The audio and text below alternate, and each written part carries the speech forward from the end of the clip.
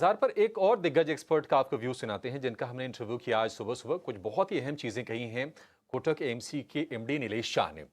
IT पर, pharma पर, बाजार के मोमेंटम पर, वैल्यूएशन पर बहुत ही सटीक टिप्पणी उनकी है। आप सुनिए फिर आगे बढ़ेंगे। Market all time high level पे इसलिए प्रॉफिट बुक करना ये सरासर गलत है। अगर valuation all time high level पे है तो डेफिनेटली प्रॉफिट बुक कर लेना चाहिए, बट वैसी हालत नहीं है। नंबर टू, अपने असेट अलोकेशन पे ध्यान दीजिए। आपकी रिस्क प्रोफाइल क्या है? अगर आपने कोविड के समय में खरीदारी करी तो आप एग्रेसिव रिस्क टेकर हैं। अगर आपने कुछ नहीं किया तो आप एवरेज रिस्क टेकर हैं। और अगर आपने माल बेच दिया कोविड के समय में डर के मारे तो आप बहुत कंजर्वेटिव निवेशक हैं। एक बार रिस्क प्रोफाइल तय हो जाए, बाद में आपके इन्वेस्टमेंट ऑब्जेक्टिव तय करिए। 6 महीने में पैसे चाहिए कुछ चीजों की खरीदारी के लिए तो आज ही रिडीम कर दीजिए, 6 महीने की राह मत देखिए। अगर आपको 25 साल बाद रिटायर होना है तो फिर आपको आज प्रॉफिट बुक करने की जरूरत नहीं है इक्विटी में से। आपको तो अभी बड़ी लंबी सफर तय करनी है। फार्मा सेक्टर को अगर देखें तो वाइल उसे एक आप सेक्टर कहते हैं, वहां पे हर कंपनी की फितरत अलग अलग है। कुछ कंपनीज है जो सिर्फ बल्क ड्रग्स बनाती है, कुछ कंपनीज है जो फॉर्मुलेशन बनाती है उन बल्क ड्रग्स को लेके, कुछ कंपनी है जो खुद की रिसर्च करके नया फॉर्मुलेशन डिस्कवर करती है, कुछ कंपनीज है जो सिर्फ डोमेस्टिक मार्केट में बेचती है, कुछ कंपनी है जो डोमेस्टिक और एक्सपोर्ट्स मार्केट दोनों में कवर करती है, कुछ हॉस्पिटल फील्ड में है, कुछ पैथोलॉजी फील्ड में है। कहने को तो ये सारा फार्मा सेक्टर बनता है, बट हर कंपनी का स्टॉक उसकी फितरत के अनुसार चले। टेक्नोलॉजी क्षेत्र में आज एक डिसरप्शन कह सकते हैं। आर्टिफिशियल इंटेलिजेंस बड़ी तेजी से टेक्नोलॉजी क्षेत्र को डिसरप्ट कर रहा है। एक बंदा नॉर्मल तरीके से खेले और दूसरा आयरन मैन का सूट पहन के लड़े तो ऑब्वियसली आयरन मैन के सूट पहनने वाले बंदे की जीतने की गुंजाइश बहुत बढ़ जाती है। सेम चीज आप देखिए टेक क्षेत्र में। जो कंपनीज एआई के टूल्स यूज करके अपने क्लाइंट के लिए सस्ता, सुंदर, टिकाऊ सॉल्यूशन दे पाएगी, वह आगे के जमाने में आपको रिटर्न दे पाएगी।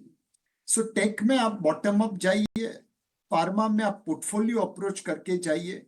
दोनों सेक्टर में हमें लगता है आने वाले 2-3 सालों में मार्केट से ज्यादा परफॉर्मेंस मिलेगा।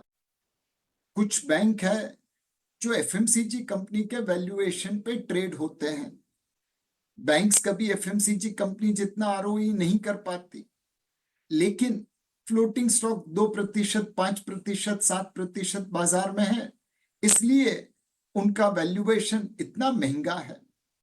तो वो सारे स्टॉक्स जहां पे वैल्यूएशंस महंगे हैं क्योंकि फ्लोटिंग स्टॉक बहुत कम है बाजार में, उनसे परहेज करिए, उनसे दूर रहिए। दूसरा जो एक क्षेत्र है कि जहां पे वैल्यूएशन एक्सपेक्टेड ग्रोथ से बहुत आगे है।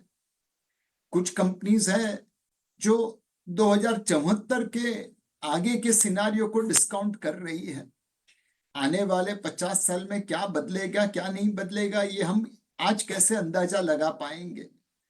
तो जब कंपनी की वैल्यूएशन उसकी एक्सपेक्टेड ग्रोथ से बहुत ऊपर चली जाती है, वहां पे भी परहेज करना चाहिए।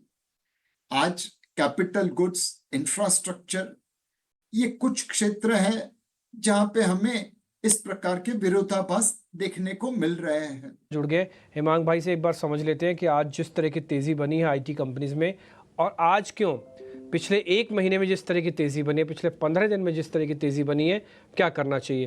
हेमांग जी बहुत बहुत शुक्रिया, थैंक यू वेरी मच आज समय देने के लिए। एक बार आपका व्यू पॉइंट चाहिए सर आईटी स्टॉक्स पे ही। यहाँ से निकलने में आईटी ने हमारी हेल्प की है।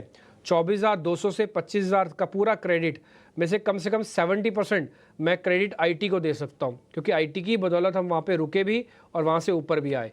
सर आपका टेक क्या है? 600-700 पॉइंट में आईटी ने पार्टिसिपेट किया, हाई भी लग गया, इसका भी ऑल टाइम हाई हो गया, क्या करें अब?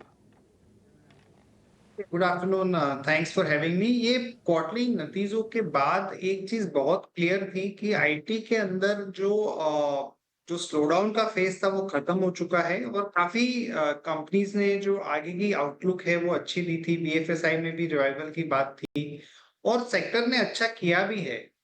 अभी आगे चल के मुझे लगता है कि जो ओवरऑल ग्रोथ मार्केट मान के चल रही है, पर्टिकुलरली जो ट्रेडिशनल आईटी सर्विसेज कंपनी है, वहां पे थोड़ा सा एक पॉजिटिव सरप्राइज आने की पॉसिबिलिटी है। जैसे जैसे आप कंपनीज के कॉन कॉल के ऊपर और जो रिसेंट डेटा पॉइंट्स है उसको अगर आप देखें तो वो एक पॉजिटिव ट्रैक्शन देखने को मिल रहा है। अभी सवाल ये खड़ा होता है कि जो रनअप हो चुका है उसके बाद ऐसे कौन से पॉकेट्स हैं जहां पे थोड़ा और अपसाइड का केस बन सकता है। तो मेरे हिसाब से इंफोसिस और एचसीएल टेक, ये दो कंपनीज में अभी भी मुझे लगता है कि कंफर्ट है और वैल्यूएशन से भी थोड़ा ठीक है। टेक्निकली भी मुझे लगता है कि ये दोनों स्टॉक्स में एक अपसाइड का केस बन सकता है। तो ये दो स्टॉक में डेफिनेटली नया जो एक्सपोजर है वो लेने का सोचना चाहिए। कहेंगे अजीत, वो है आईईएक्स का। आईएक्स में भी आज ठीक ठाक तेजी बनी है, 200 रुपए के ऊपर ये भी शेयर निकलकर कारोबार कर रहा है। आईएक्स आपको अभी कितना मजबूत दिख रहा है मौजूदा लेवल से? अभिषेक, पहले एक डिस्क्लोजर, ये हमने अपने क्लाइंट्स को रिकमेंड कर रखा है ऑलरेडी। करीब 185-90 के पास हमने रिकमेंड किया था और अभी रिवाइज टारगेट के लिए हमने होल्ड करवाया, 215 का एक टारगेट दिया है। और अगर मैं गलत नहीं हूँ तो 198 का स्टॉप लॉस एक हमने रिकमेंड कराया कि यहाँ जब तक आज बेसिकली एक कंसोलिडेशन जो काफी टाइम से चल रही थी, करीब 2-3 हफ्तों से, उसका आज ब्रेकआउट मिला है। वॉल्यूम्स अगर आप बात करें तो एवरेज वॉल्यूम के ऑलमोस्ट 5 टाइम्स इस ब्रेक पे देखने को मिले हैं। सारी इंडिकेशन ये है कि ये मोमेंटम कंटिन्यू होना चाहिए और नियर टर्म में करीब 215 तक के लेवल्स देखने को मिल सकते हैं। तो यहाँ पे 198 का स्टॉप लॉस के साथ अभी भी बाय किया जा सकता है। 90 रुपए के स्टॉप लॉस के साथ अभी भी आप इसको खरीद सकते हैं। आईएक्स में मौजूदा स्तर से भी अभी और तेजी बनेगी। एक ऑटो का शेयर जरा आप जतीन चेक कीजिए। बजाज ऑटो आज फिर से ठीक ठाक मूव है, मतलब अगर 10,000 रुपए के ऊपर का शेयर हो और 2% के आसपास चल जाए तो उसको बड़ा ही कहना होगा। जरा देख के बताइए, ऑटो पैक में आपको बजाज ऑटो ठीक लग रहा है या फिर कोई और ऑटो शेयर आपको यहां से ट्रेड करने के लिए बेहतर लग रहा है? देखिए, रिस्क रिवॉर्ड पर्सपेक्टिव से अगर जो देखने जाऊँ तो हमें लगता है कि बजाज ऑटो में कंसीडरिंग के लास्ट 6 से 7 दिनों में अच्छी खासी रैली ऑलरेडी हो चुकी है। तो रिस्क रिवॉर्ड पर्सपेक्टिव से बजाज ऑटो थोड़ा एक्सपेंसिव लगता है। हमें लगता है कि उससे बेटर अगर जो एक दूसरा ऑल्टरनेट अगर जो मैं देना चाहूँगा तो टीवीएस मोटर में होगा। टू व्हीलर स्पेस में है ये भी और हमें लगता है कि पिछले 3-4 दिनों से एक शार्प रनअप के बाद थोड़ा कंसोलिडेशन हुआ है। 2720 का एक क्रूशियल सपोर्ट है। हमें लगता है कि रिस्क रिवॉर्ड पर्सपेक्टिव से टीवीएस मोटर एक बेटर ऑप्शन लग रहा है as compare to Bajaj Auto. ऊपर में लक्ष्य हमें लगता है 2820, 2840 तक के इन द शॉर्ट टर्म में हमें देखने मिल सकते हैं।